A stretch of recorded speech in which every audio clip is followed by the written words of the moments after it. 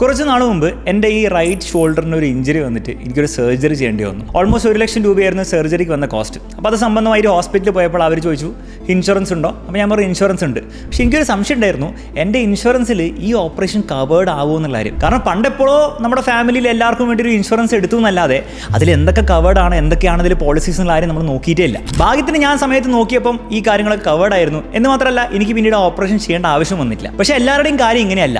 മിക്ക ആൾക്കാരും എന്തെങ്കിലും അസുഖം വന്നിട്ട് ഹോസ്പിറ്റലിൽ പോയി അതിൻ്റെ ബില്ല് കിട്ടി കഴിയുമ്പോഴാണ് ഈ ഇൻഷുറൻസിൽ എന്തൊക്കെയാണ് കവേർഡ് അല്ലേ കവേർഡ് അല്ലാത്ത കാര്യം നോക്കുന്നത്. ചിലർ അതുപോലും നോക്കണ്ടാവില്ല. ഈ ഇൻഷുറൻസിൽ ക്ലെയിം കൊടുത്തു കഴിയുമ്പോൾ അവർ പറയും ഇത് കവേർഡ് അല്ല കേട്ടോ, അല്ലെ ഈ ഒരു കാര്യത്തിന് വേണ്ടിയിട്ട് ഞങ്ങൾ ഇത്രേ പൈസ തരുള്ളൂ, ബാക്കി നിങ്ങൾ ഇടണം എന്ന് പറയുമ്പോഴായിരിക്കും അവർ ആ കാര്യം റിയലൈസ് ചെയ്യുന്നത്. അപ്പോൾ ഇവിടെ നിങ്ങൾ മനസ്സിലാക്കേണ്ടത്, നിങ്ങൾക്ക് ഹെൽത്ത് ഇൻഷുറൻസ് ഉണ്ടായതുകൊണ്ട് മാത്രം കാര്യമില്ല. അത് എത്ര വലിയ കവറിൻ്റെ 10 ലക്ഷമോ 20 ലക്ഷമോ ആണെങ്കിൽ പോലും നിങ്ങളുടെ ആ ഇൻഷുറൻസിലെ ടേംസ് ആൻഡ് കണ്ടീഷൻ നിങ്ങൾ കൃത്യമായിട്ട് മനസ്സിലാക്കിയില്ലെങ്കിൽ വലിയൊരു ചിലവായിരിക്കും നിങ്ങളെ ഹോസ്പിറ്റലിൽ കാത്തിരിക്കുന്നത്. ഇന്ത്യയിലെ മെഡിക്കൽ ഇൻഫ്ലേഷൻ 14%. അതായത് ഓരോ വർഷവും മെഡിക്കൽ കോസ്റ്റ് കൂടിക്കൊണ്ടിരിക്കുന്നത് 14% ആണ്. എന്ന് മാത്രമല്ല നമ്മുടെ ലൈഫ് സ്റ്റൈൽ ഡിസീസും കാര്യങ്ങളൊക്കെ കൂടി വരുന്ന ഈ ഒരു സാഹചര്യത്തിൽ നിങ്ങൾ ഹെൽത്ത് ഇൻഷുറൻസിന്റെ കാര്യത്തിൽ കൃത്യമായിട്ടുള്ളൊരു ധാരണ ഉണ്ടാക്കിയില്ലെങ്കിൽ അത് നിങ്ങളുടെ ലൈഫ് സേവിങ്സിനെ വരെ അഫക്റ്റ് ചെയ്യാനുള്ള ഒരു ചാൻസ് ഉണ്ട്. അതുകൊണ്ട് തന്നെ ഈ വീഡിയോയിൽ നമ്മൾ നോക്കാൻ പോകുന്നത് നിങ്ങളൊരു ഹെൽത്ത് ഇൻഷുറൻസ് പോളിസി സെലക്ട് ചെയ്യുന്നതിന് മുൻപ് തന്നെ നിങ്ങൾ നോക്കേണ്ട 10 കാര്യങ്ങളാണ്. ഈ 10 കാര്യങ്ങൾ കൃത്യമായിട്ട് പഠിച്ചതിന് ശേഷം മാത്രമേ നിങ്ങൾ ഹെൽത്ത് ഇൻഷുറൻസ് എടുക്കാൻ പാടുള്ളൂ. എല്ലാ കാര്യങ്ങളും പ്രാക്ടിക്കലായിട്ടുള്ള എക്സാമ്പിൾ വെച്ച് നമ്മൾ കവർ ചെയ്യുന്നതായിരിക്കും. ഒട്ടും സമയം വേസ്റ്റ് ചെയ്യാൻ പോകുന്നില്ല, നമുക്ക് നേരെ വീഡിയോ സ്റ്റാർട്ട് ചെയ്യാം. ഫസ്റ്റ് പോയിന്റ് ആണ് കോ പേയ്മെൻറ്റ് ക്ലോസ്. അപ്പോൾ മിക്ക ഹെൽത്ത് ഇൻഷുറൻസ് പോളിസീസിന് ഡോക്യുമെൻ്റ് നിങ്ങൾ നോക്കിയാലും അതിലൊരു കോ പേയ്മെൻറ്റ് അഥവാ കോ പേ ക്ലോസ് കാണാൻ പറ്റും. ഇമാജിൻ ചെയ്യാൻ, നിങ്ങൾക്ക് 5 ലക്ഷം രൂപയുടെ കവർ ഉണ്ട്. അപ്പോൾ നമ്മൾ വിചാരിക്കും 2 ലക്ഷം രൂപയുടെ ബില്ല് വന്നത് അത് ഇൻഷുറൻസുകാർ കൊടുത്തോളൂ നമ്മൾ വിചാരിക്കും. പക്ഷേ 20% കോ പേയ്മെൻറ്റ് ക്ലോസ് ഉണ്ടെങ്കിൽ അവർ പറയും നിങ്ങളോട് ഇതിൽ 20%, അതായത് 40,000 രൂപ നിങ്ങൾ പോക്കറ്റിൽ നിന്ന് എടുത്തിടണം, ബാക്കിയുള്ള പൈസ 1,60,000 ഞങ്ങൾ കൊടുക്കാം. അപ്പോൾ ഈ കോ പേയ്മെൻറ്റ് ക്ലോസ് നിങ്ങളിൽ ഉണ്ടെങ്കിൽ അതിൻ്റെ അർത്ഥം ആ ഒരു പൈസ, ആ ഒരു ശതമാനം പൈസ നിങ്ങൾ നിങ്ങളുടെ കയ്യിൽ നിന്ന് എടുത്ത് കൊടുക്കണം. പൊതുവേ ചെറിയ അസുഖങ്ങൾക്ക് ചെറിയ ബില്ലൊക്കെ വരുമ്പോൾ ഇത് വലിയൊരു ബുദ്ധിമുട്ടുണ്ടാവില്ല. പക്ഷേ വലിയ അസുഖങ്ങൾക്ക് വലിയ ബില്ല് വരുന്ന സമയത്ത് ലക്ഷങ്ങളായിരിക്കും നിങ്ങളുടെ കയ്യിൽ നിന്ന് പൈസ ഇടേണ്ടി വരിക. അപ്പോൾ ഈ കോ പേയ്മെൻറ്റ് ക്ലോസിൻ്റെ കാര്യത്തിൽ നമ്മൾ എന്താ ചെയ്യേണ്ടത്? ഫസ്റ്റ് കാര്യം, നിങ്ങൾ എന്ത് ചെയ്യുക? മാക്സിമം ആ കോ പേയ്മെൻറ്റ് ക്ലോസ് ഇല്ലാത്തൊരു പോളിസി തന്നെ എടുക്കാൻ വേണ്ടി നോക്കുക. ഒബ്വിയസ്ലി പ്രീമിയം കൂടുതലായിരിക്കും, പക്ഷേ നിങ്ങൾക്ക് പറ്റുമെങ്കിൽ അത് എടുക്കുന്നതായിരിക്കും നിങ്ങൾക്ക് ഏറ്റവും നല്ലത്. എന്നാൽ നിങ്ങൾക്ക് ഈ കോ പേയ്മെൻറ്റ് ക്ലോസ് ഇല്ലാത്ത ഒരു പോളിസി എടുക്കുമ്പോൾ പ്രീമിയം തീരെ അൺഅഫോർഡബിൾ ആണെങ്കിൽ, തീരെ അഫോർഡ് ചെയ്യാൻ പറ്റില്ലെങ്കിൽ മേ ബി നിങ്ങൾ ബുദ്ധിപരമായിട്ട് കോ പേയ്മെൻറ്റ് ക്ലോസ് ഉള്ളത് എടുക്കണം. അതും നിങ്ങൾ 20% വരെയൊക്കെ എടുക്കുക. അതിൻ്റെ മുകളിലും നിങ്ങൾ കൊടുക്കേണ്ടി വരികയാണെങ്കിൽ ഈ ഹെൽത്ത് ഇൻഷുറൻസ് പോളിസി കൊണ്ട് നിങ്ങൾക്ക് വലിയ കാര്യമില്ല എന്നാണ് അർത്ഥം. മാത്രമല്ല ഇവിടെ മനസ്സിലാക്കേണ്ട മറ്റൊരു കാര്യം, നിങ്ങളൊരു ഹെൽത്ത് ഇൻഷുറൻസ് പോളിസി എടുക്കുകയാണ്, അതിൽ കോ പേ ഇല്ലെങ്കിൽ പ്രീമിയം ജനറലി കൂടുതലായിരിക്കും. ഫോർ എക്സാമ്പിൾ ഒരു 10,000 രൂപയാണെന്ന് വിചാരിക്കുക. ആ ഒരു സെയിം പോളിസി നിങ്ങൾ 20% കോ പേയുടെ ഫീച്ചറും കൂടെ വെച്ചിട്ട് എടുക്കുകയാണെങ്കിൽ ഒബ്വിയസ്ലി പ്രീമിയം കുറഞ്ഞ് കിട്ടും. പക്ഷേ ഇറ്റ്സ് നോട്ട് ലൈക്ക് ഭയങ്കര എന്തോ കുറയുന്നു. അതേ 8,000 രൂപയോ അല്ലെങ്കിൽ മാക്സിമം പോയാൽ നിങ്ങൾക്കൊരു 7,000 രൂപയിലേക്ക് കുറയുള്ളൂ. അപ്പോൾ അവിടെ നിങ്ങൾ മനസ്സിലാക്കേണ്ടത്, മേ ബി നിങ്ങൾ 2,000 രൂപ അല്ലെങ്കിൽ 3,000 രൂപ സേവ് ചെയ്യുമായിരിക്കും. പക്ഷേ ആ ഒരു വർഷം നിങ്ങൾക്ക് കാര്യമായിട്ട് എന്തെങ്കിലും അസുഖം വന്ന് നിങ്ങൾ ഹോസ്പിറ്റലൈസ്ഡ് ആയിട്ട് വലിയ ബില്ല് വന്നു കഴിഞ്ഞാൽ നിങ്ങൾ നഷ്ടപ്പെടുന്ന ഒരുപക്ഷെ 50,000 രൂപയോ അല്ലെങ്കിൽ 1 ലക്ഷം രൂപയൊക്കെ ആയിരിക്കും. ആ ലെവലിലായിരിക്കും നിങ്ങൾക്ക് നഷ്ടം ഉണ്ടാവുക, അല്ലെങ്കിൽ നിങ്ങളുടെ കയ്യിൽ നിന്ന് ഇടേണ്ടി വരിക. അപ്പോൾ ഒരു ചെറിയ ലാഭത്തിന് വേണ്ടിയിട്ട് നിങ്ങൾ വലിയൊരു നഷ്ടം എടുക്കുന്നതിൽ വലിയൊരു അർത്ഥമില്ല. അതുകൊണ്ട് തന്നെ ജനറലി കോപ്പേ ഇല്ലാത്തൊരു പോളിസി എടുക്കുന്നതായിരിക്കും നല്ലത്. ഇനി ഈ ഒരു കാര്യം നിങ്ങൾക്ക് അവോയ്ഡ് ചെയ്യാൻ പറ്റുന്നത്, നിങ്ങൾ ഭയങ്കര പൈസക്കാരാണ്, നിങ്ങൾ വല്ല 10 കോടി നെറ്റ് വർത്ത് ഒക്കെ ഉള്ള ആളാണെങ്കിൽ മേ ബി ഇതിലൊന്നും വലിയ കഥ നിങ്ങൾക്ക് ഉണ്ടാവില്ല. നിങ്ങൾക്ക് വേണേൽ സ്വന്തം കയ്യിൽ നിന്ന് എടുത്ത് പൈസ ചിലവാക്കാൻ പറ്റുന്ന ആളായിരിക്കും. പക്ഷേ അപ്പോഴും ഇറ്റ് മേക്ക് സെൻസ് കുറച്ചും കൂടി പ്രീമിയം കൊടുത്തിട്ട് കോപ്പേ ഇല്ലാത്തൊരു പ്ലാൻ എടുക്കാൻ വേണ്ടിയിട്ട്. അപ്പോൾ നിങ്ങൾ എടുക്കുന്ന ഇൻഷുറൻസ് പോളിസിയുടെ കോ പേയ്മെൻറ്റ് ക്ലോസ് കൃത്യമായിട്ട് നിങ്ങൾ മനസ്സിലാക്കിയിരിക്കണം. മിക്ക ഈ കോ പേയ്മെൻറ്റ് ക്ലോസും ഞാൻ ഇനി പറയാൻ പോകുന്ന പല കാര്യങ്ങളും നിങ്ങൾ ആ പോളിസിയുടെ ഇൻഷുറൻസ് ഏജൻറ്റ് തരുന്ന ആ ബ്രോഷറിലോ അല്ലെങ്കിൽ ലീഫ്ലെറ്റിലോ ഉണ്ടാവണമെന്നില്ല. അത് ആ പോളിസിയുടെ ഡോക്യുമെൻറ്റിലായിരിക്കും ഉണ്ടാവുക. അപ്പോൾ ഒരു പോളിസി എടുക്കുന്നതിന് മുമ്പ് തീർച്ചയായും നിങ്ങൾ എന്ത് ചെയ്യണം? നിങ്ങളുടെ ഇൻഷുറൻസ് പ്രൊവൈഡറിനോട് ഒഫീഷ്യൽ പോളിസി ഡോക്യുമെൻറ്റ് ചോദിക്കണം. ആ പോളിസി ഡോക്യുമെൻറ്റിലായിരിക്കും ഈ കാര്യങ്ങളൊക്കെ കൊടുത്തിട്ടുണ്ടാവുക. രണ്ടാമത്തെ കാര്യമാണ് റൂം റെൻറ്റ് ക്യാപ്പ്. നിങ്ങൾ ഹോസ്പിറ്റലൈസ്ഡ് ആയി, നിങ്ങൾ ഹോസ്പിറ്റലിൽ നിൽക്കുമ്പോൾ ആ ഹോസ്പിറ്റൽ റൂമിന് ഒരു റെൻറ്റ് നിങ്ങൾ കൊടുക്കണം. ആ റെൻറ്റിന് പല പോളിസീസിലും ഒരു ലിമിറ്റ് ഉണ്ടാവും. ഫോർ എക്സാമ്പിൾ ഇങ്ങനെയൊക്കെ ആയിരിക്കും നിങ്ങളുടെ ആ ഇൻഷുറൻസ് പോളിസിയിൽ ഉണ്ടാവുക. Room rent 1% of sum insured എന്ന് പറഞ്ഞ് കൊടുത്തു കഴിഞ്ഞാൽ അതിൻ്റെ അർത്ഥം എത്രയേ ഉള്ളൂ? നിങ്ങളുടെ സം ഇൻഷുർഡ്, നിങ്ങൾ എടുത്തിരിക്കുന്ന പോളിസി 5 ലക്ഷം രൂപയാണെങ്കിൽ അതിൻ്റെ 1%, അതായത് 5,000 രൂപ പെർ ഡേ ആണ് നിങ്ങളുടെ ലിമിറ്റ്. അതായത് അതിൻ്റെ മുകളിൽ റൂം റെൻറ്റ് വന്നു കഴിഞ്ഞാൽ നിങ്ങൾ കയ്യിൽ നിന്ന് എടുത്ത് കൊടുക്കണം എന്ന രീതിയിലായിരിക്കും. ഇത് ഭയങ്കര ഡേഞ്ചറസ് ആയിട്ടുള്ള കാര്യമാണ്. അതിൽ 2 കാരണങ്ങളുണ്ട്. ഒന്ന്, നിങ്ങൾ മനസ്സിലാക്കേണ്ടത്, ഈ റൂം റെൻറ്റ് ഒരിക്കലും ഫിക്സ്ഡ് ആയിരിക്കില്ല. ഈ വർഷം 5,000 രൂപയാണെങ്കിൽ അടുത്ത വർഷം അത് 5,000 ആയിരിക്കില്ല. അങ്ങനെ 5-6 വർഷം കഴിയുമ്പോഴും അത് 5,000 നിൽക്കണമെന്നില്ല. ഇൻഫാക്ട് നമ്മൾ ഇൻഫ്ലേഷൻ നോക്കുകയാണെങ്കിൽ നമ്മുടെ സാധാരണ പച്ചക്കറിയൊക്കെ വാങ്ങുന്നതിൻ്റെ ഇൻഫ്ലേഷൻ ഒരു 5-6% ഒക്കെ മാക്സിമം വരുള്ളൂ. പക്ഷേ ഈ മെഡിക്കൽ ക്ലോസിൻ്റെ ഇൻഫ്ലേഷനൊക്കെ ഭയങ്കര കൂടുതലാണ്. അപ്പോൾ അതുകൊണ്ട് തന്നെ ഹോസ്പിറ്റലിൽ വരുന്ന ഈ റൂമിൻ്റെ ഇൻഫ്ലേഷനും പൊതുവെ ഭയങ്കര കൂടുതലായിട്ടാണ് നമ്മൾ കാണാറ്. ജനറലി ഒരു 10% ആയിരിക്കും ഈ ഒരു റൂം റെൻറ്റിൻ്റെ ഇൻഫ്ലേഷൻ. കാരണം ആ ഒരു കാര്യത്തിൽ ആരും അത്രയും ശ്രദ്ധിക്കാറില്ലാത്തതുകൊണ്ട് തന്നെ ഹോസ്പിറ്റലുകാരും ജനറലി കുറച്ച് കൂടുതൽ ഇൻഫ്ലേഷൻ കൊണ്ടുവരാറുണ്ട്. അപ്പോൾ ഈ ഒരു ഇൻഫ്ലേഷൻ ഭയങ്കര കൂടുതലായതുകൊണ്ട് തന്നെ നിങ്ങൾ ഈ പോളിസി എടുക്കുന്ന വർഷം മേ ബി മാക്സിമം വരാൻ പോകുന്ന റൂം റെൻറ്റ് 5000 രൂപയ്ക്ക് ഉണ്ടാവുള്ളൂ. പക്ഷേ ഒരു 5 വർഷം കഴിഞ്ഞിരിക്കാം, നമ്മൾ ഇതേ പോളിസി തന്നെ വീണ്ടും കണ്ടിന്യൂ ചെയ്യാനുള്ള പൊതുവേ ചെയ്യാറ്. ഒരു 5 വർഷം കഴിയുമ്പോൾ അതേ സെയിം ടൈപ്പ് റൂമിന് നിങ്ങൾ ചിലപ്പം 7000-8000 രൂപ കൊടുക്കേണ്ടി വരും. അപ്പോൾ അത് വലിയൊരു ഡേഞ്ചർ ആയിട്ടുള്ള കാര്യമാണ്. മാത്രമല്ല ഇവിടെ വേറൊരു പ്രശ്നം വരുന്നത് പ്രൊപ്പോർഷനേറ്റ് ചാർജിങ് ആണ്. ഇത് ഞാൻ സിമ്പിൾ എക്സാമ്പിൾ വെച്ച് പറഞ്ഞുതരാം. ഇമാജിൻ ചെയ്യുക, നിങ്ങൾ ഒരു റൂമിൽ നിന്നു, വേറെ റൂമൊന്നും കിട്ടിയില്ല, നല്ല റൂമിന് 10000 രൂപ കൊടുക്കേണ്ടി വന്നു. ഇനി ഇത് നിങ്ങൾ ചൂസ് ചെയ്യുന്ന കാര്യമില്ല. ചില ഭയങ്കര പ്രീമിയം ആയിട്ടുള്ള കോർപ്പറേറ്റ് ഹോസ്പിറ്റൽസിലൊക്കെ ചിലപ്പോൾ 10000 രൂപയ്ക്ക് ആ റൂം അവൈലബിൾ ആവുള്ളൂ. അങ്ങനത്തെ സിറ്റുവേഷനൊക്കെ വരാറുണ്ട്. 10000 തന്നെ ആവണമെന്നില്ല, ചിലപ്പോൾ നിങ്ങളുടെ റിമിറ്റിനെക്കാളും കൂടുതലാവും. അതാണ് ഞാൻ ഉദ്ദേശിച്ചത്. അങ്ങനെ നിങ്ങൾ നിൽക്കുന്നു എന്ന് വിചാരിക്കുക. അപ്പോൾ നമ്മൾ വിചാരിക്കുക എന്താ, ഓക്കെ നമ്മുടെ ലിമിറ്റ് 5000 രൂപയാണ് പോളിസിയിൽ, 10000 രൂപ വന്നു, ഓക്കെ ശരി, ഓരോ ദിവസം 5000 വെച്ച് ഞാൻ കൂടുതൽ കൊടുത്താൽ പോരെ, പ്രശ്നം തീർന്നില്ലേ? പ്രശ്നം തീർന്നില്ല. ഈ ഒരു കാര്യം പലർക്കും അറിയില്ല, പക്ഷേ ഭയങ്കര ഡേഞ്ചറസ് ആയിട്ടുള്ളവരാണ്, ശ്രദ്ധിച്ചോളൂ. അതായത് 5000/10000, അതായത് നിങ്ങൾക്ക് അവൈലബിൾ ആയിട്ട് ലിമിറ്റ് ഡിവൈഡ് ബൈ ആക്ച്വലി വന്നതിൻ്റെ റേഷ്യോ നിങ്ങൾ എടുക്കുക. 0.5 അല്ല, അത് പകുതി. നിങ്ങളുടെ ആ ഹോസ്പിറ്റലിൽ നിൽക്കുന്നതിൽ പല എക്സ്പെൻസ് വരും. റൂമിൻ്റെ വരും, ഡോക്ടറിൻ്റെ ചാർജ് വരും, OTയുടെ ചാർജ് വരും, നഴ്സിങ്ങിൻ്റെ വരും, ഇൻവെസ്റ്റിഗേഷൻ, പല ചാർജുകൾ നിങ്ങൾക്ക് ഹോസ്പിറ്റൽ ബില്ല് കാണാൻ പറ്റും. ഈ പല ചാർജുകളുടെ എല്ലാം കൂടെ ടോട്ടൽ ഇമാജിൻ ചെയ്യുക ഒരു 80000 രൂപ എന്ന് വിചാരിക്കുക. നിങ്ങളുടെ പോളിസിയുടെ കവർ 5 ലക്ഷം രൂപയാണെന്ന് ഇമാജിൻ ചെയ്യുക. നിങ്ങൾ നോക്കുമ്പോൾ 80000 രൂപയല്ലേ, കുഴപ്പമൊന്നുമില്ല, ഞാൻ സബ്മിറ്റ് ചെയ്യുന്നു, മൊത്തം ഇൻഷുറൻസുകാർ കൊടുക്കുന്നു.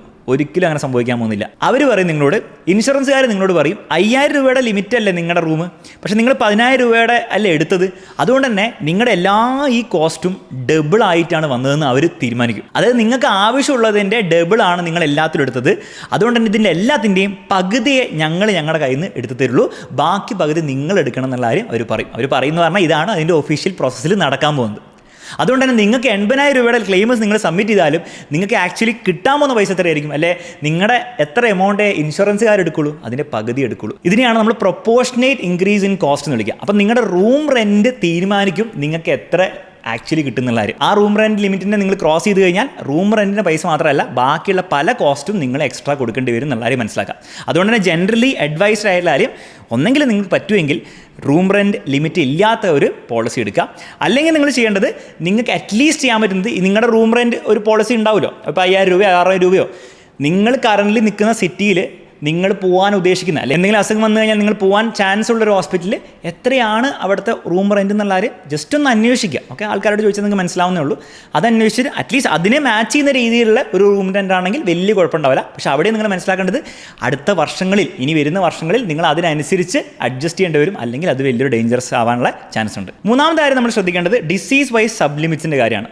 പേരിൽ തന്നെ ഉണ്ട്, ഓരോ ഡിസീസിനും ലിമിറ്റ് കൊടുക്കാം. ഫോർ എക്സാമ്പിൾ, നിങ്ങളുടെ കവർ ചിലപ്പോൾ 10 ലക്ഷത്തിൻ്റെ ആയിരിക്കാം, പക്ഷേ ആ പോളിസിയിൽ ഓരോരോ ക്ലോസ് ഉണ്ടാവും. ഹാർട്ട് സർജറിക്ക് മാക്സിമം 2 ലക്ഷം പറ്റുള്ളൂ, കാറ്ററാക്റ്റിന് മാക്സിമം 30,000 പറ്റുള്ളൂ. അപ്പോൾ ഇങ്ങനെ കുറേ സബ് ക്ലോസുകൾ ഉണ്ടാവും. അപ്പോൾ ആ ക്ലോസുകൾ നമ്മൾ കൃത്യമായിട്ട് പഠിക്കണം. അതിന് കാരണം എന്താണെന്ന് വെച്ച് കഴിഞ്ഞാൽ, ഫോർ എക്സാമ്പിൾ നിങ്ങൾക്ക് 10 ലക്ഷം കവർ ഉണ്ട്, പക്ഷേ ഈ ഒരു പോളിസിയാണ് നിങ്ങൾ എടുക്കുന്നതെങ്കിൽ, നിങ്ങളൊരു ബൈപ്പാസ് സർജറി ചെയ്തു, അതിന് 4 ലക്ഷം രൂപയാണെങ്കിൽ ആ 4 ലക്ഷം രൂപ നമ്മൾ വിചാരിക്കുക എന്താണ്, 10 ലക്ഷം രൂപയുടെ ഇൻഷുറൻസ് ഇല്ല, അപ്പോൾ അതിൽ കവേർഡ് ആയിരിക്കും നമ്മൾ വിചാരിക്കും. പക്ഷേ നമ്മുടെ പോളിസിയിൽ അവർ പറഞ്ഞിട്ടുണ്ട് 2 ലക്ഷം രൂപ വരെ ഹാർട്ട് സർജറിക്ക് പറ്റുള്ളൂ എങ്കിൽ നിങ്ങൾ ബാക്കിയുള്ള 2 ലക്ഷം രൂപ നിങ്ങളുടെ കയ്യിൽ നിന്ന് എടുക്കേണ്ടി വരും. അപ്പോൾ ഇങ്ങനത്തെ സിറ്റുവേഷൻ അവോയ്ഡ് ചെയ്യാൻ വേണ്ടിയിട്ട് നിങ്ങൾക്ക് ചെയ്യാൻ പറ്റുന്ന ഏറ്റവും ബേസിക് കാര്യം, ഈ ഡിസീസ് വൈസ് സബ് ലിമിറ്റ്സ് ഇല്ലാത്ത കുറേ ടൈപ്പ് ഇൻഷുറൻസ് ഉണ്ട്. ഒബ്വിയസ്ലി പ്രീമിയം ജനറലി കൂടുതലായിരിക്കും, അത് നിങ്ങൾ പ്രിഫർ ചെയ്യുക. നിങ്ങൾക്ക് അഫോർഡ് ചെയ്യാൻ പറ്റുമെങ്കിൽ തീർച്ചയായിട്ടും അത് പ്രിഫർ ചെയ്യുന്നതായിരിക്കും നിങ്ങൾക്ക് ലോങ് ടേമിൽ നിങ്ങൾക്ക് കുറേ ആക്ച്വൽ പൈസ സേവ് ചെയ്യാൻ ഹെൽപ്പ് ചെയ്യുക. അപ്പോൾ പലരും വിചാരിക്കുന്നത് നമ്മൾ ഹെൽത്ത് ഇൻഷുറൻസ് അത്രയും മതി, എന്തിനാ ഓവർ ഇങ്ങനെ ഭയങ്കര എടുക്കുന്നത്, പ്രീമിയം ഒക്കെ മാക്സിമം കുറച്ച് ചെയ്യാമെന്നൊക്കെ വിചാരിക്കും. പക്ഷേ അതിൻ്റെ ഏറ്റവും വലിയ ഫോൾട്ട് വരാൻ പോകുന്നത്, നിങ്ങൾക്ക് ആക്ച്വലി അസുഖം വരുമ്പം നിങ്ങൾ മനസ്സിലാക്കേണ്ടത്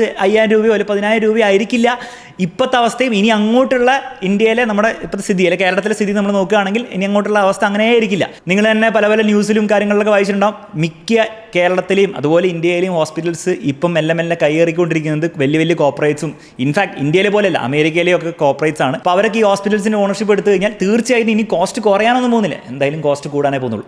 അപ്പോൾ അവിടെ നിങ്ങൾ ചിലപ്പോൾ ഒരു 1000-1500 രൂപ ഓരോ വർഷവും പ്രീമിയത്തിൽ സേവ് ചെയ്തത് നിങ്ങൾ ചിലപ്പോൾ 1.5 ലക്ഷവും 2 ലക്ഷം രൂപയായിരിക്കും നിങ്ങൾ ഇങ്ങനത്തെ ക്ലോസുകൾ കാരണം കളയാൻ പോകുന്നത്. അപ്പം നിങ്ങൾ പ്രീമിയത്തിൻ്റെ കാര്യത്തിൽ ഓവർ പിശിക്കരുത്, നിങ്ങൾ നാളെ സഫർ ചെയ്യേണ്ടി വരും. മാത്രമല്ല ഇനിയിപ്പോൾ നിങ്ങൾ ഡിസീസ് വൈസ് സബ് ലിമിറ്റുള്ള ഒരു പോളിസിനെ എടുക്കുന്നതെങ്കിലും നിങ്ങൾ ശ്രദ്ധിക്കേണ്ട കാര്യം കോമൺ ആയിട്ടുള്ള സർജറീസ്, ഹാർട്ട് സർജറി, നീ റിപ്ലേസ്മെൻറ്റ് സർജറി, അങ്ങനെ നിങ്ങൾക്ക് വരാൻ ചാൻസ് ഉള്ള കാര്യങ്ങൾ.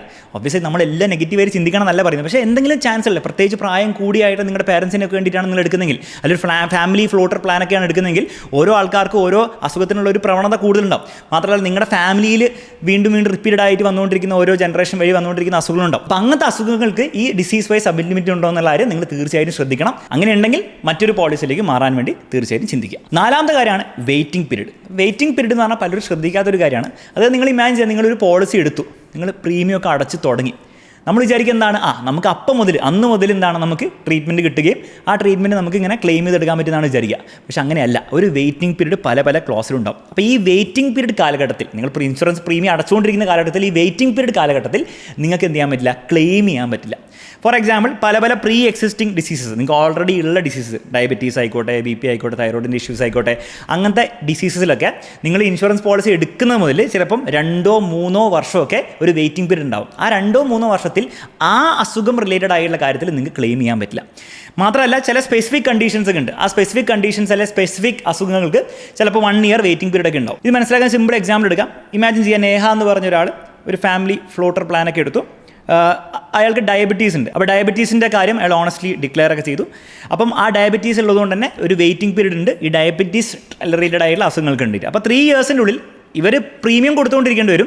പക്ഷേ ഈ ഡയബറ്റീസ് റിലേറ്റഡ് ആയിട്ടുള്ള ഒരു ഹോസ്പിറ്റലൈസേഷൻ വന്നാൽ അതിൻ്റെ കോസ്റ്റ് ഈ ഇൻഷുറൻസിൽ കവേർഡ് ആവില്ല. അപ്പോൾ ഈ വെയിറ്റിംഗ് പീരീഡിൻ്റെ കാര്യം നിങ്ങൾ കൃത്യമായിട്ട് പഠിച്ചിരിക്കണം. ഇപ്പോൾ നിങ്ങൾ വിചാരിക്കും അത് നമ്മൾ പറഞ്ഞാലല്ലേ ഈ പ്രശ്നമുള്ളൂ, പറഞ്ഞില്ലെങ്കിൽ പിന്നെ ഈ പ്രശ്നങ്ങളൊന്നും ഇല്ലല്ലോ. അത് അതിനേക്കാളും വലിയ ഡേഞ്ചർ ആയിട്ടുള്ള കാര്യമാണ്. നിങ്ങൾക്ക് എന്തെങ്കിലും പ്രീ എക്സിസ്റ്റിംഗ് ആയിട്ടുള്ള ചെറിയ കണ്ടീഷൻ പോലും ഉണ്ടെങ്കിലും നിങ്ങൾ അത് ക്ലിയർ ആയിട്ട് ഡിക്ലെയർ ചെയ്തില്ലെങ്കിൽ അത് നാളെ വലിയ പ്രശ്നങ്ങൾ ഉണ്ടാക്കാം. പലർക്കും അവരുടെ ഇൻഷുറൻസ് ക്ലെയിം റിജക്റ്റഡ് ആവുന്നത് എന്തെങ്കിലും ചെറിയ മൈന്യൂട്ടായിട്ടുള്ള കാര്യം ഡിക്ലെയർ ചെയ്തില്ല എന്ന് പറഞ്ഞിട്ടായിരിക്കും. അപ്പോൾ മനസ്സിലാക്കുക, ഇൻഷുറൻസുകാർ അത് തപ്പി നടക്കുകയായിരിക്കും. എന്തെങ്കിലും അനോമലി ഡോക്ടറോ അല്ലെങ്കിൽ ഇൻഷുറൻസുകാരോ പിന്നീട് കണ്ടുപിടിച്ച് കഴിഞ്ഞാൽ അവർ ക്ലെയിം കംപ്ലീറ്റ്ലി റിജക്റ്റ് ചെയ്യാനുള്ള ചാൻസ് ഉണ്ട്. നിങ്ങൾ കുറേ പൈസയായിരിക്കും നിങ്ങൾ നഷ്ടപ്പെടാൻ പോകുന്നത്. അപ്പോൾ ഈ വെയിറ്റിംഗ് പീരീഡിൻ്റെ കാര്യത്തിൽ ഏറ്റവും സിമ്പിളായിട്ടുള്ള കാര്യം എന്ന് വെച്ച് കഴിഞ്ഞാൽ എത്രത്തോളം കുറവുണ്ടോ അത്രത്തോളം നല്ലത്. ഓരോരോ പോളിസീസ് ഓരോരോ വെയിറ്റിംഗ് പീരീഡ് ആയിരിക്കും കൊടുക്കുക. അപ്പോൾ നിങ്ങൾക്ക് ഓൾറെഡി ഒരു എക്സിസ്റ്റിംഗ് കണ്ടീഷൻ ഉണ്ടെങ്കിൽ 3 ഇയേഴ്സിനെക്കാളും ബെറ്റർ ആയിട്ടുള്ള വെയിറ്റിംഗ് പീരീഡ് തീർച്ചയായും 2 ഇയേഴ്സ് ആണ്. 1 ഇയർ ഉണ്ടെങ്കിൽ ഈവൻ ബെറ്റർ. അപ്പോൾ എത്രത്തോളം കുറവുണ്ട് അത്രത്തോളം ബെറ്റർ ആയിട്ടുള്ള ഒരു പോളിസി എടുക്കുന്നതായിരിക്കും നല്ലത്. അപ്പോൾ ഈ 4 കാര്യങ്ങൾ തന്നെ കേട്ടപ്പോൾ നിങ്ങൾക്ക് മനസ്സിലായിട്ടുണ്ടാവും ഈ ഒരു പോളിസി സെലക്ട് ചെയ്യുക എന്ന് പറഞ്ഞാൽ അത്ര സിമ്പിൾ ആയിട്ടുള്ള കാര്യമല്ല എന്നുള്ള കാര്യം. ഇനി അങ്ങോട്ട് 6 കാര്യങ്ങളിലൂടെ നമുക്ക് മനസ്സിലാക്കാനുണ്ട്. അപ്പോൾ ഈ ഒരു പ്രോസസ്സിൽ നിങ്ങൾക്കൊരു ഹെൽപ്പ് വേണമെങ്കിൽ അതിന് ഏറ്റവും ബെസ്റ്റ് പ്ലാറ്റ്ഫോം ഡിറ്റോ ഇൻഷുറൻസ് ആണ്. അപ്പോൾ ഡിറ്റോൻ്റെ പ്രത്യേകത എന്ന് വെച്ച് കഴിഞ്ഞാൽ അവർ നിങ്ങളെ അനാവശ്യമായിട്ട് സ്പാം ഒന്നും ചെയ്യാൻ പോകുന്നില്ല. എന്ന് മാത്രമല്ല അവർ ഇൻഷുറൻസ് പോളിസി സെല്ല് ചെയ്യുന്ന പോലുമില്ല. ഓൾറെഡി എക്സിസ്റ്റിംഗ് ആയിട്ടുള്ള നല്ല ഹെൽത്ത് ഇൻഷുറൻസ് പോളിസീസിൽ നിങ്ങൾക്ക് സ്യൂട്ടബിൾ ആയിട്ടുള്ള ഒരു പോളിസി ഏതാണെന്നുള്ള കാര്യം കണ്ടുപിടിക്കാൻ ഹെൽപ്പ് ചെയ്യുന്ന ഒരു പ്ലാറ്റ്ഫോമാണ് ഡിറ്റോ. അതും നിങ്ങൾക്ക് ഫ്രീ ആയിട്ട് കിട്ടുന്ന സർവീസാണ്. കാരണം അവർ നിങ്ങളുടെ അടുത്ത് നല്ല പൈസ വാങ്ങുക, അവർ ആക്ച്വലി ആ ഇൻഷുറൻസ് പ്രൊവൈഡറിന് അടുത്ത് ആ കമ്പനിയുടെ അടുത്തായിരിക്കും അവർക്ക് പൈസ കിട്ടുക, അല്ലെങ്കിൽ കമ്മീഷൻ കിട്ടുക. ഇത് എനിക്കും എക്സ്പീരിയൻസ് ഉള്ള കാര്യമാണ്. കാരണം എനിക്കും ഒരു പുതിയ പോളിസി, എൻ്റെ എക്സിസ്റ്റിംഗ് ആയിട്ടുള്ള പോളിസി ആക്ച്വലി മോശമായിരുന്നു. അത് പുതിയ പോളിസി എടുക്കാൻ വേണ്ടിയിട്ട് ഞാനും അല്ലും കൂടെ ഡിറ്റോൻ്റെ ഹെൽപ്പാണ് എടുത്തത്. ഞങ്ങൾക്ക് മാത്രമല്ല ഞങ്ങളുടെ പേരൻസിനും ഈ ഡിറ്റോ വഴിയാണ് നമ്മൾ ഹെൽത്ത് ഇൻഷുറൻസ് എടുത്തത്. അപ്പോൾ നമുക്ക് വളരെ സിമ്പിൾ ആയിട്ടുള്ള പ്രോസസ്സായിട്ട് തോന്നിയത്. പ്രോസസ്സ് വളരെ സിമ്പിളാണ്. നിങ്ങൾക്ക് ഡിറ്റോ ഇൻഷുറൻസ് ഏജന്റ് ആയിട്ട് ഒരു കോൾ ബുക്ക് ചെയ്യാം. ഫ്രീ ആയിട്ട് കോൾ ആയിരിക്കും. താഴെ ലിങ്കും കാര്യങ്ങളൊക്കെ കൊടുത്തിട്ടുണ്ട്. അതിൽ മലയാളം സംസാരിക്കുന്ന ഒരു ഏജന്റിനെയാണ് നിങ്ങൾക്ക് വേണമെങ്കിൽ നിങ്ങൾക്ക് ആ ഒരു ക്വയറിയിൽ ഒരു മലയാളം സ്പീക്കിംഗ് ഏജന്റ് റിക്വയർഡ് എന്ന് പറഞ്ഞാൽ ആരും കൊടുക്കുക. അപ്പോൾ നിങ്ങൾക്ക് മലയാളം സംസാരിക്കുന്ന ആൾ കിട്ടും. അവർ ഈ പറഞ്ഞ കാര്യങ്ങൾക്കൊക്കെ, ഞാൻ ഈ വീഡിയോയിൽ പറഞ്ഞ കാര്യങ്ങൾക്കൊക്കെ അവർ കൃത്യമായിട്ടുള്ള രീതിയിൽ നിങ്ങൾക്ക് ഗൈഡൻസ് തരികയും നിങ്ങളെ ഹെൽപ്പ് ചെയ്യുകയും ചെയ്യും. അപ്പോൾ നിങ്ങൾക്ക് ഓരോ കാര്യങ്ങൾ അവരോട് ചോദിക്കാം. ഈ കാര്യമുണ്ടോ, ഈ മറ്റേ കാര്യമുണ്ടോ, ഇനി ഞാൻ ഈ വീഡിയോ പറയാൻ പോകുന്ന ഓരോ കാര്യങ്ങളും ഉണ്ടോ, നിങ്ങളുടെ ആവശ്യപ്രകാരം ഉണ്ടോ എന്നുള്ള കാര്യം കൃത്യമായി ചോദിച്ച് മനസ്സിലാക്കിയിട്ട് നിങ്ങൾക്ക് സെലക്ട് ചെയ്യാവുന്നതാണ്. മാത്രമല്ല പിന്നീട് നിങ്ങൾ ആക്ച്വലി ക്ലെയിം ചെയ്യാൻ പോകുന്ന സമയത്തും കുറേ പ്രശ്നങ്ങൾ ആക്ച്വലി ഉണ്ടാവും. അപ്പോൾ ആ കാര്യങ്ങൾക്കും ഇവർ സപ്പോർട്ട് ചെയ്യുന്നതായിരിക്കും. അപ്പോൾ ഇവർ വഴി നിങ്ങൾ എടുക്കുന്ന സമയത്ത് ആ ഒരു ബെനിഫിറ്റും കൂടെ നിങ്ങൾക്ക് ഉണ്ടാവും. അപ്പോൾ ഈ ഇൻഷുറൻസ് സെലക്ടിംഗ് പ്രോസസ്സ് ഒന്നും കൂടി സിംപ്ലിഫൈ ചെയ്യാൻ വേണ്ടിയിട്ട് നിങ്ങൾക്ക് ഡിറ്റോ ഉപയോഗിക്കാവുന്നതാണ്. ലിങ്ക് ഡിസ്ക്രിപ്ഷനിൽ കൊടുത്തിട്ടുണ്ട്. അടുത്ത കാര്യമാണ് pre and post hospitalisation cover. അപ്പോൾ നിങ്ങൾ മനസ്സിലാക്കേണ്ടത്, നമ്മൾ ഹോസ്പിറ്റലിൽ പോയിട്ട് ട്രീറ്റ്മെൻറ്റ് എടുക്കുമ്പോൾ മാത്രമല്ല നമുക്ക് എക്സ്പെൻസ് വരിക. അതിന് മുൻപ്, ഫോർ എക്സാമ്പിൾ നമ്മൾ ഹോസ്പിറ്റലിൽ അഡ്മിറ്റ് ആവുന്നതിന് മുമ്പ് ടെസ്റ്റുകൾ ഉണ്ടാവും, സ്കാനുകൾ ഉണ്ടാവും, ഡോക്ടർ വിസിറ്റ്സ് ഉണ്ടാവും. ഈ കാര്യങ്ങൾക്ക് ആക്ച്വലി കോസ്റ്റ് ഉണ്ട്. മാത്രമല്ല ഡിസ്ചാർജ് ചെയ്തതിന് ശേഷവും പല കോസ്റ്റുകൾ വരാം. ഈ കോസ്റ്റുകൾ ആക്ച്വലി നിങ്ങൾക്ക് എന്ത് ചെയ്യാൻ പറ്റും, ഈ നിങ്ങളുടെ ഹെൽത്ത് ഇൻഷുറൻസിൽ കവർ ചെയ്തെടുക്കാൻ പറ്റും. പക്ഷേ അത് ഓരോ ഹെൽത്ത് ഇൻഷുറൻസിനും ഡിഫറൻറ്റ് പോളിസീസ് ആയിരിക്കും ഉണ്ടാവാം. പക്ഷേ ആ കാര്യം നിങ്ങൾ കൃത്യമായിട്ട് പഠിക്കണം. ഇതിൽ നിങ്ങൾക്ക് ബേസിക് ആയിട്ട് നോക്കാൻ വരുന്നത് പ്രീ ഹോസ്പിറ്റലൈസേഷനും പോസ്റ്റ് ഹോസ്പിറ്റലൈസേഷനും പോളിസിയിൽ ഉണ്ടെന്നുള്ള കാര്യം ഉറപ്പ് വരുത്തുക. മാത്രമല്ല അതിന് എത്ര ഡേയ്സ്, പ്രീ ഹോസ്പിറ്റലൈസേഷൻ ആണ് 30 days ഓർ മോറാണ് നല്ലത്. പോസ്റ്റ് ഹോസ്പിറ്റലൈസേഷൻ ആണെങ്കിൽ ഒരു 60 to 90 days എങ്കിലും ഈ ഒരു ഇൻഷുറൻസ് കവർ ഉള്ളത് വളരെ നല്ലൊരു കാര്യമായിരിക്കും. അപ്പോൾ നിങ്ങൾ സെലക്ട് ചെയ്യാൻ പോകുന്ന പോളിസിയിൽ ഈ ഒരു കാര്യം കൂടി ഉണ്ടോ എന്നുള്ള കാര്യം ഒന്ന് ഉറപ്പ് വരുത്താം. 6ാമത്തെ കാര്യമാണ് റീസ്റ്റോറേഷൻ ബെനിഫിറ്റ്. വളരെ ഇമ്പോർട്ടൻ്റ് ആയിട്ടുള്ള കാര്യമാണ്. ഒരു സിമ്പിൾ എക്സാമ്പിൾ വെച്ച് ഞാൻ പറഞ്ഞുതരാം. ഇമാജിൻ ചെയ്യാം, മീര എന്ന് പറഞ്ഞ ആളുണ്ട് 5 ലക്ഷം രൂപയുടെ ഒരു ഫാമിലി ഫ്ലോട്ടർ പ്ലാൻ എടുക്കുകയാണ്. ആ വർഷം മീരയുടെ അച്ഛന് ഒരു ഹാർട്ട് പ്രൊസീജിയറിന് 4 ലക്ഷം രൂപ കോസ്റ്റ് വന്നു. പ്രശ്നമൊന്നുമില്ല. ഡിസീസ് വൈസ് സബ് ലിമിറ്റും കാര്യങ്ങളൊന്നും ഇല്ലാത്തതുകൊണ്ട് 4 ലക്ഷം രൂപ ഇൻഷുറൻസുകാർ കൃത്യമായിട്ട് കവർ ചെയ്തു. ബാക്കി 1 ലക്ഷം രൂപയല്ലേ ആ വർഷം ഉപയോഗിക്കാനുണ്ടാവുള്ളൂ. എന്നാൽ നിങ്ങളുടെ പോളിസിയിൽ റിസ്റ്റോറേഷൻ ബെനിഫിറ്റ് ഉണ്ടെങ്കിൽ, റിസ്റ്റോറേഷൻ പോളിസി ഉണ്ടെങ്കിൽ നിങ്ങൾക്ക് കംപ്ലീറ്റ് പൈസ, അതായത് നിങ്ങൾ 5 ലക്ഷം രൂപയുടെ എടുത്ത് ആ 5 ലക്ഷം രൂപ മുഴുവനായിട്ട് റീസ്റ്റോർ ചെയ്ത് കിട്ടും. അതായത് ആ വർഷം തന്നെ നിങ്ങൾക്ക് ഇനിയും 5 ലക്ഷം രൂപ എന്ത് ചെയ്യാം, ക്ലെയിം ചെയ്തെടുക്കാൻ പറ്റും. നാളെ മീരയുടെ അമ്മയ്ക്കോ അല്ലെ മകനോ അല്ലെ ആ ഫാമിലിയിലുള്ള വേറെ ആർക്കോ അസുഖം വന്നു കഴിഞ്ഞാൽ വീണ്ടും 5 ലക്ഷം രൂപയുടെ തന്നെ ട്രീറ്റ്മെൻറ്റ് അതേ വർഷം തന്നെ എടുക്കാം. അപ്പോൾ ഈ റീസ്റ്റോറേഷൻ ബെനിഫിറ്റ് വളരെ യൂസ്ഫുൾ ആയിരിക്കും, പ്രത്യേകിച്ച് മൾട്ടിപ്പിൾ ആൾക്കാർ ഉള്ള ഒരു ഫാമിലി ഫ്ലോട്ടർ പ്ലാനാണ് നിങ്ങൾ എടുക്കുന്നതെങ്കിൽ. പക്ഷേ ഈ റീസ്റ്റോറേഷൻ്റെ കാര്യത്തിൽ നിങ്ങൾ കുറച്ച് കാര്യങ്ങൾ ശ്രദ്ധിക്കണം, കുറച്ച് കാര്യങ്ങൾ നിങ്ങൾ ഓരോരോ പോളിസിയിൽ കമ്പയർ ചെയ്യണം. കാരണം മിക്ക ഇൻഷുറൻസ് പോളിസിയിലും ഈ റീസ്റ്റോറേഷൻ ബെനിഫിറ്റ് ഉണ്ടാവും, പക്ഷേ അതിന് ടേംസ് ആൻഡ് കണ്ടീഷൻ ഡിഫറൻ്റ് ആയിരിക്കും. അപ്പോൾ അവിടെ നിങ്ങൾ 2 കാര്യമാണ് ശ്രദ്ധിക്കേണ്ടത്. ഒന്ന്, സെയിം ഇൽനെസ് കവേർഡ് ആണോ. ഫോർ എക്സാമ്പിൾ മീരയുടെ അച്ഛന് ഹാർട്ട് കണ്ടീഷൻ വഴിയാണ് ഈ 4 ലക്ഷം രൂപ വന്നെങ്കിൽ വീണ്ടും അതേ വർഷം ഹാർട്ട് കണ്ടീഷൻ റിലേറ്റഡ് ആയിട്ടുള്ള ഒരു അസുഖം വന്നു കഴിഞ്ഞാൽ അത് കവേർഡ് ആയിരിക്കും എന്നുള്ള കാര്യം നോക്കണം. മാത്രമല്ല ഈ ബെനിഫിറ്റ് സെയിം മെമ്പറിന് വീണ്ടും ഉണ്ടാവുമോ എന്നുള്ള കാര്യം കൂടെ നോക്കണം. ഫോർ എക്സാമ്പിൾ അച്ഛന് തന്നെ വേറെ എന്തെങ്കിലും അസുഖം അതേ വർഷം തന്നെ വന്നു കഴിഞ്ഞാൽ വീണ്ടും ക്ലെയിം ചെയ്യാൻ പറ്റുമോ എന്നുള്ള ഈ 2 കാര്യങ്ങളാണ് നിങ്ങൾ റീസ്റ്റോറേഷൻ ബെനിഫിറ്റിൻ്റെ കാര്യത്തിൽ നോക്കേണ്ടത്. അപ്പോൾ ഒബ്വിയസ്ലി റീസ്റ്റോറേഷൻ ബെനിഫിറ്റ് മൾട്ടിപ്പിൾ ആൾക്കാരുണ്ടെങ്കിൽ നല്ല കാര്യമാണ്, പക്ഷേ അതിൻ്റെ കൃത്യമായിട്ടുള്ള പോളിസി ആയിരിക്കും കൂടുതൽ മാറ്റർ ചെയ്യുക. അപ്പോൾ ആ ഒരു കൃത്യമായിട്ടുള്ള ടേംസ് ആൻഡ് കണ്ടീഷൻ്റെ അടിസ്ഥാനത്തിൽ വേണം നിങ്ങൾ ഓരോരോ ഹെൽത്ത് ഇൻഷുറൻസ് പോളിസി കമ്പയർ ചെയ്യാൻ വേണ്ടിയിട്ട്. ഇവിടെ ശ്രദ്ധിക്കേണ്ട കാര്യം എല്ലാം കമ്പാരിറ്റീവ് ബേസിസിൽ നമുക്ക് പറയാൻ പറ്റുള്ളൂ. ഒരു ഐഡിയൽ ഹെൽത്ത് ഇൻഷുറൻസ് പോളിസി ഉണ്ടായിരുന്നെങ്കിൽ ഞാൻ അതിൻ്റെ കാര്യം നേരെ കൊണ്ട് പറഞ്ഞിട്ട് നിങ്ങൾക്ക് വിട്ടാൽ മതിയായിരുന്നു. പക്ഷേ അങ്ങനെ ഒരു ഐഡിയൽ ഹെൽത്ത് ഇൻഷുറൻസ് പോളിസി ഇല്ല എന്ന് മാത്രമല്ല, ഓരോ വർഷവും ഓരോ ഹെൽത്ത് ഇൻഷുറൻസ് കമ്പനി അവർ പോളിസി കുറച്ചിങ്ങനെ മാറ്റിക്കൊണ്ടേയിരിക്കും. അപ്പോൾ അതുകൊണ്ട് തന്നെ നമുക്ക് എപ്പോഴും കമ്പയർ ചെയ്തിട്ടേ പറയാൻ പറ്റുള്ളൂ. ആ കമ്പയർ സമയത്ത് നമുക്ക് ടോട്ടൽ കവറും അതിൻ്റെ പ്രീമിയവും കാര്യങ്ങളൊക്കെ കൺസിഡർ ചെയ്യണം. പക്ഷേ അതിനേക്കാളും കൂടുതൽ കൺസിഡറേഷൻ കൊടുക്കേണ്ടത് ഈ ഓരോരോ ഇമ്പോർട്ടൻറ്റ് ഫീച്ചേഴ്സ് എന്ന് പറയുമ്പോൾ അതിലെ ഓരോരോ കൃത്യമായുള്ള പോളിസീസിൻ്റെ കാര്യത്തിലാണ്. അടുത്ത കാര്യമാണ് ഡേ കെയർ ട്രീറ്റ്മെൻറ്റ്സ്. പണ്ടൊക്കെ ആണെങ്കിൽ നമ്മൾ ഹോസ്പിറ്റലിൽ അഡ്മിറ്റ് ആയി കഴിഞ്ഞാൽ മിനിമം ഒരു 2-3 ഡേയ്സ് എങ്കിലും എടുക്കും ഒരു പ്രൊസീജിയർ കംപ്ലീറ്റ് ചെയ്യാൻ വേണ്ടിയിട്ട്. ഇന്നത്തെ കാലത്ത് അങ്ങനെയല്ല. പല ട്രീറ്റ്മെൻറ്റ്സും 24 മണിക്കൂറിൽ തന്നെ നിങ്ങൾക്ക് എന്ത് ചെയ്യാം, ട്രീറ്റ്മെൻറ്റ് കഴിഞ്ഞ് ഡിസ്ചാർജ് ചെയ്ത് പോകാൻ പറ്റും. ഫോർ എക്സാമ്പിൾ ഡയാലിസിസ് ആയിക്കോട്ടെ, കാറ്ററാക്ട് സർജറി ആയിക്കോട്ടെ, ചെറിയ മൈനർ സർജറീസ് ആയിക്കോട്ടെ, അതിനൊന്നും ഒരു 1 ഡേ അല്ലെ 2 ഡേയ്സിൻ്റെ ഒന്നും ഹോസ്പിറ്റലൈസേഷൻ ആവശ്യമില്ല. അപ്പോൾ അങ്ങനത്തെ സിറ്റുവേഷൻസിനെയാണ് നമ്മൾ ഡേ കെയർ ട്രീറ്റ്മെൻറ്റ്സ് വിളിക്കുക. ഈ ഡേ കെയർ ട്രീറ്റ്മെൻറ്റ്സും നിങ്ങളുടെ പോളിസിയിൽ കവേർഡ് ആണോ എന്നുള്ള കാര്യം നിങ്ങൾ നോക്കണം. കാരണം ഇനി അങ്ങോട്ടും പല പ്രൊസീജിയേഴ്സും ഡേ കെയർ ഫോർമാറ്റിലേക്ക് വരാൻ പോവുകയാണ്. അപ്പോൾ അത് നിങ്ങളുടെ പോളിസിയിൽ കവേർഡ് അല്ലെങ്കിൽ നിങ്ങൾ ആക്ച്വലി പോയിട്ട് സർജറി നല്ല പൈസ കൊടുത്ത് 30,000-40,000 കൊടുത്തിട്ട് സർജറി ചെയ്തിട്ട് നോക്കുമ്പോൾ ഡേ കെയർ ആയതുകൊണ്ട് നിങ്ങൾക്ക് ചിലപ്പോൾ ക്ലെയിം റിജക്റ്റഡ് ആവാനുള്ള ചാൻസ് ഉണ്ട്. അപ്പോൾ അതുകൊണ്ട് തന്നെ നിങ്ങൾ ആ ഒരു കാര്യം ചെക്ക് ചെയ്യുക. ഓൾസോ ആ ഡേ കെയർ ട്രീറ്റ്മെൻറ്റ്സിൽ ഏതൊക്കെ പ്രൊസീജിയേഴ്സ് ഉണ്ടെന്നുള്ള കാര്യം നോക്കണം. അപ്പോൾ നിങ്ങൾ ചെയ്യാൻ പ്ലാനുള്ള, ഒബ്വിയസ്ലി നമ്മൾ അസുഖം വരാൻ പ്ലാനൊന്നും ചെയ്തിട്ടില്ല, പക്ഷേ ചെയ്യാൻ ചാൻസ് ഉള്ള അല്ലെങ്കിൽ നാളെ ഇങ്ങനത്തെ ഒരു സിറ്റുവേഷൻ വന്നു കഴിഞ്ഞാൽ എനിക്ക് ചെയ്യേണ്ടി വരും എന്ന് തോന്നുന്ന പ്രൊസീജിയേഴ്സ് ആ ഒരു ലിസ്റ്റിൽ ഉണ്ടോ എന്നുള്ള കാര്യം കൂടെ നോക്കുക. ഇനി അങ്ങനത്തെ പ്ലാനും കാര്യങ്ങളൊന്നും ഇല്ലെങ്കിൽ എത്രത്തോളം കൂടുതലുണ്ടോ അത്രത്തോളം നല്ലത് എന്നുള്ള കാര്യം മനസ്സിലാക്കാം. 8ാമത്തെ കാര്യമാണ് ഡൊമിസിലറി ട്രീറ്റ്മെൻറ്റ്. ബേസിക്കലി ഇത്രയേ ഉള്ളൂ. ഹോസ്പിറ്റലിൽ നിങ്ങൾക്ക് പോയി ട്രീറ്റ് ചെയ്യാൻ പറ്റാത്ത കണ്ടീഷൻ വന്നാൽ, അല്ലെങ്കിൽ ഹോസ്പിറ്റലിൽ അതിനനുസരിച്ചുള്ള സൗകര്യങ്ങളും കാര്യങ്ങളൊന്നും ഇല്ലെങ്കിൽ ഒരു പക്ഷേ വീട്ടിൽ നിന്ന് അതേ ട്രീറ്റ്മെൻറ്റ് ഡോക്ടേഴ്സോ നഴ്സസോ നിങ്ങൾക്ക് തരാൻ ചാൻസ് ഉണ്ട്. അങ്ങനത്തെ ട്രീറ്റ്മെൻറ്റ്സിനാണ് നമ്മൾ ഡൊമിസിലറി ട്രീറ്റ്മെൻറ്റ് എന്ന് വിളിക്കുന്നത്. അപ്പോൾ ഈ ഒരു ഡൊമിസിലറി ട്രീറ്റ്മെൻറ്റ് വന്നു കഴിഞ്ഞാൽ നിങ്ങളുടെ പോളിസി അത് കവർ ചെയ്യുമെന്നുള്ള കാര്യം നിങ്ങൾ തീർച്ചയായിട്ടും നോക്കണം. ഇത് കൂടുതലും പക്ഷേ ഭയങ്കര എൽഡർലി ആയിട്ടുള്ള ആൾക്കാർക്കൊക്കെയാണ് ആവശ്യം വരിക. അപ്പോൾ അങ്ങനത്തെ ആൾക്കാരൊക്കെ നിങ്ങളുടെ ഫാമിലി ഉണ്ടെങ്കിൽ അവർക്ക് വേണ്ടിയിട്ടാണ് നിങ്ങൾ എടുക്കുന്നതെങ്കിൽ തീർച്ചയായിട്ടും ഈ ഒരു പോളിസിയും കൂടെ അല്ലെങ്കിൽ ഈ ഒരു ഫീച്ചറും കൂടി ഉണ്ടോ എന്നുള്ള കാര്യം നിങ്ങൾ നോക്കുന്നത് നല്ലതായിരിക്കും. അടുത്ത കാര്യമാണ് നോ ക്ലെയിം ബോണസ്. വളരെ സിമ്പിളായിട്ട് പറഞ്ഞാൽ നിങ്ങൾ ക്ലെയിം ഒന്നും ചെയ്തില്ല ഒരു വർഷമെങ്കിൽ നിങ്ങളെ അവർ റിവാർഡ് ചെയ്യും, ഇൻഷുറൻസ് കമ്പനിക്കാർ റിവാർഡ് ചെയ്യും. അപ്പോൾ 2 രീതിയിലായിരിക്കും റിവാർഡ് ചെയ്യുക. ഒന്നെങ്കിൽ നിങ്ങളുടെ സം ഇൻഷുർഡ് കൂട്ടിത്തരാം, അല്ലെങ്കിൽ നിങ്ങളുടെ പ്രീമിയം കുറയ്ക്കാം. ഹെൽത്ത് ഇൻഷുറൻസിൻ്റെ കാര്യത്തിൽ നമ്മൾ ഇന്ത്യയിൽ നോക്കുകയാണെങ്കിൽ കൂടുതൽ സം ഇൻഷുർഡ് കൂട്ടിത്തരികയാണ് ചെയ്യുക, പ്രീമിയം കുറയ്ക്കാറില്ല. സിമ്പിൾ എക്സാമ്പിൾ വെച്ച് പറഞ്ഞുതരാം. ഇമാജിൻ ചെയ്യുക, സുനിൽ എന്ത് ചെയ്യുന്നു, 5 ലക്ഷം രൂപയുടെ ഒരു പോളിസി വാങ്ങുകയാണ്. ആ പോളിസി വാങ്ങിയ വർഷം 5 ലക്ഷത്തിൽ 1 രൂപ പോലും സുനിൽ ക്ലെയിം ചെയ്തിട്ടില്ല. അപ്പം ആ സുനിൽ എടുത്ത പോളിസിയിൽ ഒരു 50% നോ ക്ലെയിം ബോണസ് ഉണ്ടെങ്കിൽ നെക്സ്റ്റ് ഇയർ സുനിലിന് കിട്ടാൻ പോകുന്ന കവർ എക്സ്ട്രാ പ്രീമിയം ഒന്നും കൊടുക്കാതെ തന്നെ 50% എക്സ്ട്രാ ആയിരിക്കും. ദാറ്റ് ഈസ് 7.5 lakhs ആയിരിക്കും. വീണ്ടും ആ അടുത്ത 2ാമത്തെ വർഷം ക്ലെയിം ഒന്നും ചെയ്തില്ലെങ്കിൽ വീണ്ടും ഒരു 50% ഇൻക്രീസ് തരും. ആ 50% ഫസ്റ്റത്തെ എമൗണ്ടിലോട്ടോ കൂട്ടാം. അപ്പോൾ വീണ്ടും ഒരു 2.5 ലക്ഷം രൂപ കൂടെ കൂട്ടിയിട്ട് 10 ലക്ഷം രൂപയാണ് 3ാമത്തെ വർഷം സുനിലിൻ്റെ കവർ കിട്ടാൻ പോകുന്നത്. ഇനി ശ്രദ്ധിക്കേണ്ട കാര്യം, ഇതിങ്ങനെ ഇൻഫിനിറ്റ് ആയിട്ട് ഇങ്ങനെ കൂടിക്കൊണ്ടിരിക്കില്ല. പല ഇൻഷുറൻസ് പോളിസിയിൽ നിങ്ങൾ നോക്കിക്കഴിഞ്ഞാൽ നോ ക്ലെയിം ബോണസിന് ഒരു ലിമിറ്റ് ഉണ്ടാവും. ആ ലിമിറ്റ് വരെ കൂടുള്ളൂ. ഫോർ എക്സാമ്പിൾ ഈ സുനിൽ എടുക്കുന്നതിൻ്റെ ലിമിറ്റ് 10 ലക്ഷം രൂപ, അഥവാ 2 times ആണെങ്കിൽ 10 ലക്ഷം രൂപ അവിടെ നിൽക്കും. പിന്നെ നോ ക്ലെയിം ബോണസ് ഓരോ വർഷം ഇങ്ങനെ കിട്ടിക്കൊണ്ടിരിക്കില്ല. ഇനി നോ ക്ലെയിം ബോണസിൻ്റെ കാര്യത്തിൽ നിങ്ങൾ ശ്രദ്ധിക്കേണ്ടത്, ഇത് കിട്ടിയാൽ നല്ലൊരു കാര്യം എന്ന് മാത്രമേ ഉള്ളൂ. കാരണം നിങ്ങൾ മനസ്സിലാക്കേണ്ടത്, നിങ്ങൾ ഹെൽത്ത് ഇൻഷുറൻസ് പോളിസി എടുക്കുന്നത് നിങ്ങൾ അത് വെച്ചിട്ട് എന്തോ ലാഭം ഉണ്ടാക്കാനോ ഒന്നുമല്ല. നമ്മുടെ ഏറ്റവും വേഴ്സ്റ്റ് ആയിട്ടുള്ളൊരു സിറ്റുവേഷനിൽ, വേഴ്സ്റ്റ് ആയിട്ടുള്ളൊരു സിനാരിയോയിൽ നമ്മളെ ഹെൽപ്പ് ചെയ്യാൻ വേണ്ടിയിട്ട് ഒരാൾ എന്നുള്ള രീതിയിലാണ് നമ്മൾ ഇതിനെ കാണേണ്ടത്. അല്ലാണ്ട് അതിന്ന് എന്തെങ്കിലും ലാഭം ഉണ്ടാക്കാൻ നിങ്ങൾ നോക്കിക്കഴിഞ്ഞാൽ നിങ്ങൾ മനസ്സിലാക്കേണ്ടത് ഹെൽത്ത് ഇൻഷുറൻസ് കമ്പനീസ് നമുക്കിങ്ങനെ ചാരിറ്റി തരാൻ വേണ്ടിയിട്ടോ അല്ലെങ്കിൽ ആൾക്കാരെ സേവിക്കാൻ വേണ്ടിയിട്ടല്ല ഈ പോളിസീസ് നടത്തുന്നത്. അപ്പോൾ അതുകൊണ്ട് തന്നെ അവർ ഓവർ ഇതുപോലത്തെ ബെനിഫിറ്റ്സ് വരുമ്പോൾ നിങ്ങൾ മനസ്സിലാക്കുക, രണ്ട് കാര്യങ്ങൾ സംഭവിക്കാം. ഒന്നെങ്കിൽ അവർ ബാക്കിയുള്ള ഈ പറഞ്ഞ ക്ലോസസിലും കാര്യത്തിലും എന്തെങ്കിലും ലൂപ്പ് ഹോൾസ് വെച്ചിട്ടുണ്ടാവും അവർക്ക് ബെനിഫിറ്റ് ചെയ്യാൻ വേണ്ടിയിട്ട്. അല്ലെങ്കിൽ ഭയങ്കര അവരിങ്ങനെ നല്ല കാര്യങ്ങൾ ചെയ്തുകൊണ്ടിരുന്നു കഴിഞ്ഞാൽ ഒരു പോയിന്റ് എത്തുമ്പം അവരൊരു ബിസിനസ്സാണ്. അപ്പോൾ അവർക്ക് പൈസ ഉണ്ടാക്കണം, ചിലവും വരുന്നുണ്ട്. പൈസ ഉണ്ടാക്കുന്ന ഈ പ്രീമിയം വെച്ചിട്ട് ചിലവ് വരുന്നത് ഇതുപോലെ ഓരോ ക്ലെയിം വരുമ്പോൾ ഈ ക്ലെയിമിൻ്റെ പൈസയാണ് അവർ കിട്ടുന്ന പ്രീമിയത്തിനെക്കാളും കൂടുന്ന സിറ്റുവേഷനൊക്കെ വരാം. പല കമ്പനീസ് അങ്ങനെ വന്നിട്ടുണ്ട്. അങ്ങനെ വന്നു കഴിഞ്ഞാൽ രണ്ട് കാര്യങ്ങൾ സംഭവിക്കാം. ഒന്നെങ്കിൽ ആ കമ്പനി പൂട്ടിപ്പോവാം, അല്ലെങ്കിൽ അവർ ഭയങ്കര ടൈറ്റ് ആക്കും. ക്ലെയിം സെറ്റിൽമെൻറ്റ്സിനൊക്കെ ഭയങ്കര ടൈറ്റ് ആക്കും. പല റിജക്ഷൻ വരാൻ ചാൻസ് ഉണ്ട്. അപ്പോൾ ഭയങ്കര അട്രാക്റ്റീവ് വരും. ഓവർലി അട്രാക്റ്റീവ് ആയിട്ടുള്ള പോളിസീസ് നിങ്ങൾ എടുക്കാതിരിക്കുകയായിരിക്കും നല്ലത്. കാരണം അങ്ങനെ എടുത്തു കഴിഞ്ഞാൽ ആ ഹെൽത്ത് ഇൻഷുറൻസ് കമ്പനിക്കാർ നാളെ നിങ്ങൾ ആക്ച്വലി 5-10 വർഷം കഴിയുമ്പോൾ നിങ്ങൾ ക്ലെയിം ചെയ്യാൻ പോകുമ്പോൾ അവിടെ ഒരു ബുദ്ധിമുട്ടുണ്ടാവാൻ ചാൻസ് ഉണ്ട്. ഞാൻ പറഞ്ഞ ലോജിക്ക് മനസ്സിലായി വിചാരിക്കുന്നു. ഓൾസോ നിങ്ങൾ ഉണ്ടെങ്കിൽ നല്ല കാര്യം, പക്ഷേ അതിന് ഭയങ്കര വെയിറ്റേജ് കൊടുക്കരുത്. ഇനി ഓൾസോ നിങ്ങൾ കമ്പയർ ചെയ്യുമ്പോഴാണ് ഇത് കൂടുതൽ ശ്രദ്ധിക്കേണ്ടത്. നിങ്ങൾ കമ്പയർ ചെയ്യുമ്പോൾ ഈ ഒരു കാര്യത്തിന് ഒരു ഭയങ്കര വെയിറ്റേജ് കൊടുക്കരുത്. അതായത് നിങ്ങൾ 2 പോളിസി കണ്ടു, അതിൽ ഒരു പോളിസിക്ക് ഭയങ്കര നോ ക്ലെയിം ബോണസ് ഉണ്ട്, രണ്ടാമത്തിന് അത്ര ഇല്ല. അപ്പോൾ നിങ്ങൾ വിചാരിക്കരുത് ആ ഭയങ്കര ഉള്ളതായിരിക്കും നല്ലത് എന്നുള്ള ഓവർ വെയിറ്റേജ് കൊടുക്കരുത്. ഓവർ വെയിറ്റേജ് കൊടുക്കേണ്ട കാര്യങ്ങൾ ഞാൻ ഇതുവരെ പറഞ്ഞ കാര്യങ്ങളാണ്. ഇതേപോലെ നൈസ് ടു ഹാവ്സ് ഉണ്ടെങ്കിൽ നല്ലത് എന്നുള്ള പല കാര്യങ്ങളും ഹെൽത്ത് ഇൻഷുറൻസിലുണ്ടാകും. For example annual health checkups free ആയിട്ട് തരുന്നത്, അതും ലിമിറ്റൊക്കെ ഉണ്ടാവും. 5,000 രൂപ അല്ല 10,000 രൂപ മാക്സിമം ലിമിറ്റൊക്കെ ഉണ്ടാവും. അത് നല്ലൊരു കാര്യമാണ്. പക്ഷേ അതിനല്ല നമ്മൾ ഹെൽത്ത് ഇൻഷുറൻസ് പോളിസി എടുക്കുന്ന കാര്യം മനസ്സിലാക്കാം.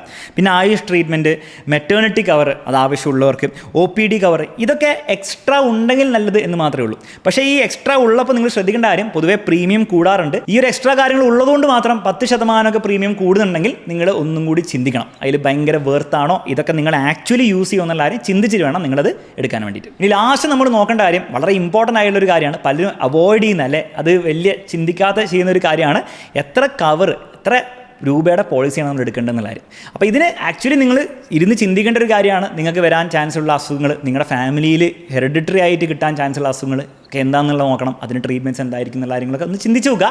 പക്ഷേ ഒരു തം റൂൾ എന്ന നിലയിൽ എളുപ്പത്തിൽ ഡിസിഷൻ എടുക്കാൻ വേണ്ടിയിട്ട് നിങ്ങൾക്ക് ഈ ഒരു റൂൾ യൂസ് ചെയ്യാവുന്നതാണ്. നിങ്ങൾ ജീവിക്കുന്ന സിറ്റിയിൽ ICUയുടെ കോസ്റ്റ് പെർ ഡേ ഇൻറ്റു 30 നിങ്ങൾ ചെയ്യുക. അതായിരിക്കണം നിങ്ങളുടെ കവർ. ഫോർ എക്സാമ്പിൾ, നിങ്ങൾ ജീവിക്കുന്ന സിറ്റിയിൽ ഒരു 25,000 രൂപയാണ് ഒരു ICUവിൽ, ഒരു ആവറേജ് പ്രൈവറ്റ് ഹോസ്പിറ്റൽ, അല്ലെങ്കിൽ നിങ്ങൾ പോകാൻ ചാൻസ് ഉള്ള ടൈപ്പ് ഒരു ഹോസ്പിറ്റലിലെ പൈസയെങ്കിൽ into 30, that is 7.5 lakhs rupees ആയിരിക്കണം മിനിമം നിങ്ങളുടെ കവർ. അതിൻ്റെ മുകളിലേക്ക് നിങ്ങൾ ആലോചിച്ചാൽ മതി. ഇപ്പം നിങ്ങളുടെ കവർ അത്ര ഇല്ലെങ്കിൽ തീർച്ചയായും അതിൻ്റെ മുകളിലേക്ക് ഒരു കവർ നിങ്ങൾ ചിന്തിക്കാൻ തുടങ്ങണം.